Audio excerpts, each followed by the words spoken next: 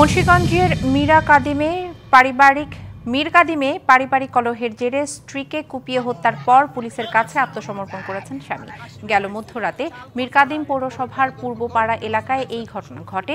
পরে ভোরে মুন্সিগঞ্জ সদর থানায় গিয়ে আত্মসমর্পণ করে স্বামী সুমন মিয়া। কিশোরগঞ্জের পাকুন্দিয়ায় বিদ্যুৎ স্পৃষ্টে এক যুবক নিহত হয়েছেন। সকালে উপজেলার কোদালিয়া পূর্বপাড়া গ্রামে এই ঘটনা ঘটে। সকালে গরুর খাবার নিতে গোয়াল ঘরে যান হীরামন। এ সময় ঘরে চার্জে থাকা ব্যাটারি চালিত অটোরিকশার তারের স্পর্শে বিদ্যুৎস্পৃষ্ট হন তিনি। খুলনা প্রকৌশল ও প্রযুক্তি বিশ্ববিদ্যালয়ের শিক্ষকদের লাঞ্ছনাকারীদের শাস্তি সহ ৫ দফা দাবিতে অবস্থান কর্মসূচি পালন করেছেন শিক্ষকরা।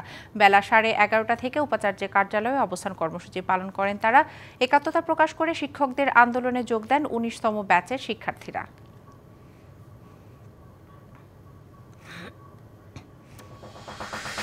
নগদ পেমেন্টে ৫০০ টাকা পর্যন্ত ক্যাশব্যাক আর লেনদেনে প্রতিদিন ডিপ ফ্রিজ এবং ঘন্টায় ঘন্টায় এসি টিভি সহ দারুণ সব গিফট।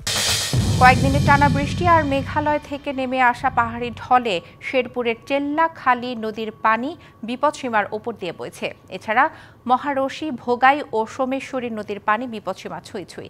এতে ৩ উপজেলার নিম্নাঞ্চল এবং ফসলের ক্ষেতে পানি প্রবেশ করেছে। কয়েকশো হেক্টর জমির ধান পানির নিচে।